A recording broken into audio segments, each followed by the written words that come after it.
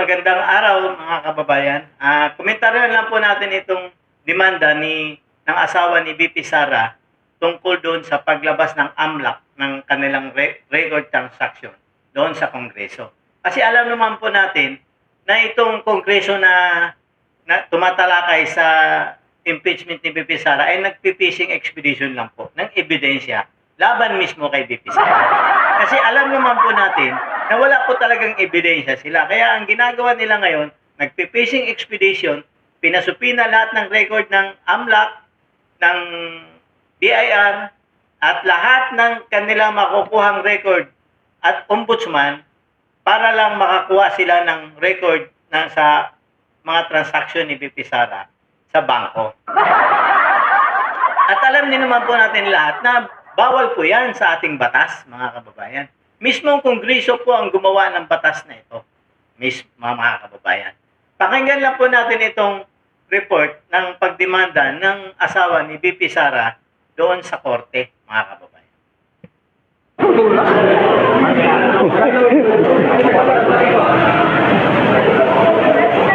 Pinail po namin is isang criminal case po dahil sa paglabag ng Section 8A RA 9160 na namindihan ng RA 11521. Ang sinasabi po sa batas ay bawal po na isiwalat ng AMLAC kahit anong informasyon na nalakap nila sa mga bangko. Kung meron silang gustong exception doon sa batas na yon, dapat nilagay nila.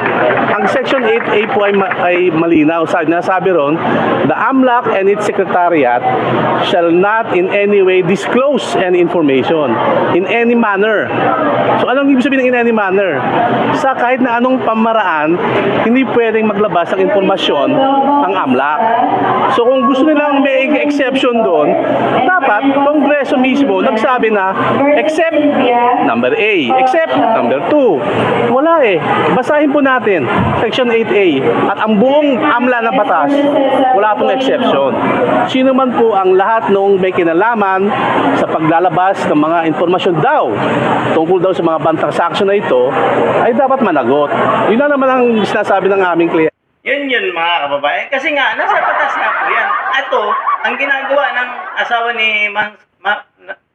ni VP Sara ay nasa batas ito. Ang sinasabi naman ng mga kalaban, diversionary tactic daw.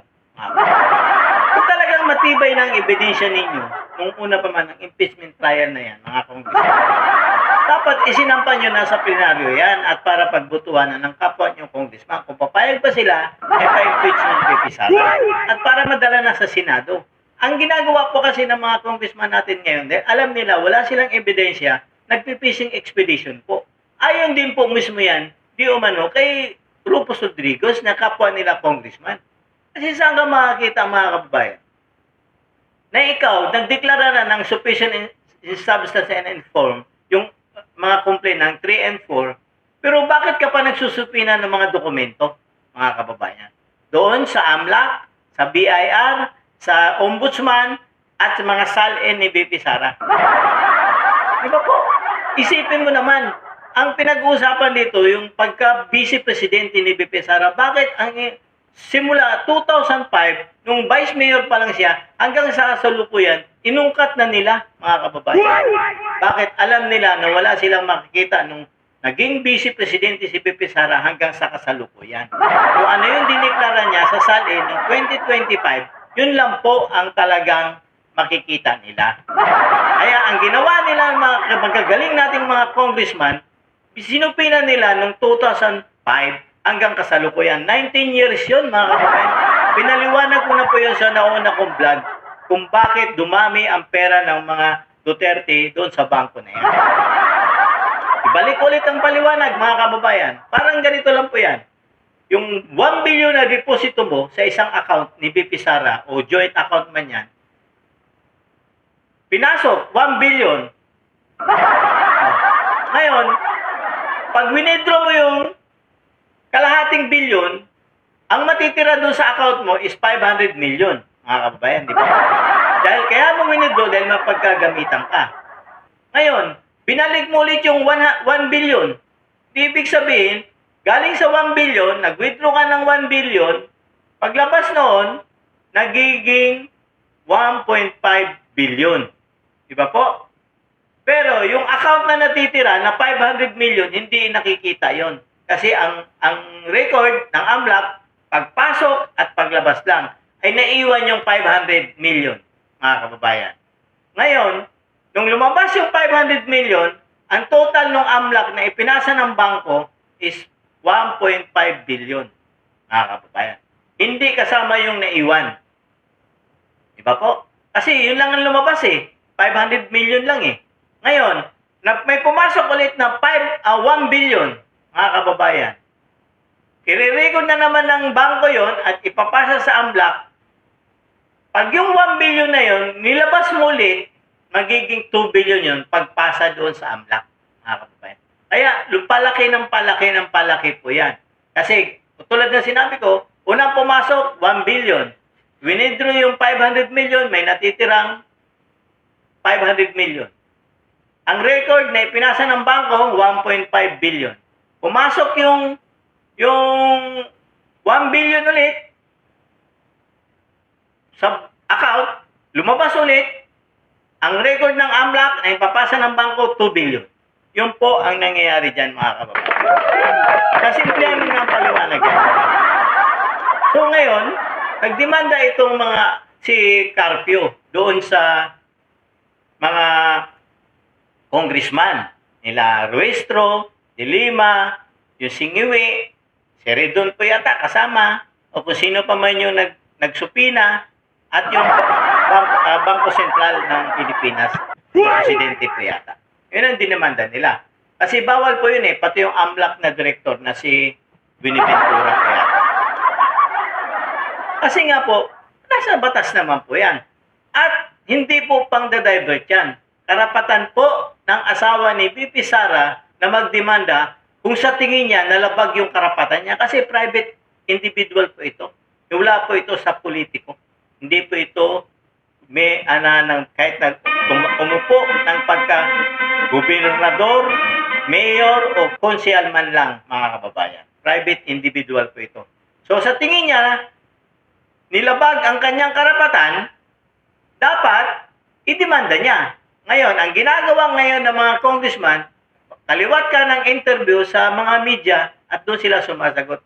Ako pa sa mga congressman na to, kung talagang wala po silang maling ginagawa doon sa pagsawalat ng AMLAC doon sa mga transaction record ng mga bangko ng mag-asawa, ay di sana, sagutin na lang nila, hindi sa media, mga kababayan.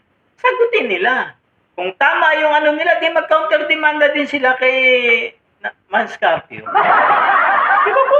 Yun lang naman Kung sa tingin nila, tama sila, at mali yung ginagawa ni Mans Carpio, ay di sana, idemanda din nila at sagutin nila yung asunto na isinampa ni Mans Carpio. Kasi criminal po ang sinampa dito. May kulong po ito hanggang 8 taon, mga kababayan. Kung papalarin po, makukulong po lahat ito, pati yung Bangko Sentral President, yung Director, si De Lima, si Ngiwi, at si Redon, o si Luistro. Yan po, kung kasama, hindi ko lang po alam, kasama kasi sila naman yung nagsupina dyan, mga kababayan. Diba po? O ito pang sagot nila, pakinggan na po natin ito, mga kababayan. Yung isang sagot ng isang, yan po. Pakinggan po natin ito, mga kababayan. More congressmen are hitting back at Mans Carpio for questioning the disclosure of their bank accounts during VP Sara's impeachment hearings. May live report si Isaiah Mirafuentes ng Abante mula sa Batasang Pambansa. Isaiah, ano pa ang sinabi ng ibang mambabatas? May dahil nga nagsampa ng reklamo ang asawa ni Vice President Sara Duterte na sa Attorney Mans Carpio sa Quezon City Prosecutor Office. Yan ay matapos ngang buksan ang mga bank records ng mag-asawang Duterte sa huling o nakaraang pagdinig ng House Committee on Justice kaugnay sa impeachment complaints na kinaharap ni Vice President Sara Duterte. Agad nang nag-react ang ilang mga mambabatas. Ayon kay Committee on Public Accounts Chair Congressman Terry Redon, kay Mans Carpio, hindi mahadlangan ng reklamo ni Carpio ang pag-usad ng pagdinig sa Kamara at iginit niyang walang legal na batayan ang mga hakbang ni Carpio. Hindi po hinahadlangan, Mr. Congressman Redon. Hindi po siya hinahadlang. Dinimanda po kayo kasi sa tingin niya po nalalabag yung karapatan niya. Hindi po niya hinahadlangan.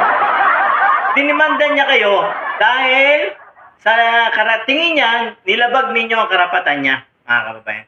Hindi po hinahadlangan yan. Ituloy niyo po yung ginagawa niyo sa impeachment trial ni BP Sara. Karapatan po ng isang individual na tao na magdemanda kung sa tingin niya nalabag ang kanyang karapatan, Mr. Congressman Redon.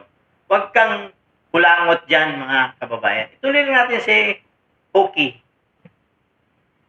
Dahil may kapangyarihan ang Kamara na buksan ng records ng isang opisyal na sumasailalim sa impeachment.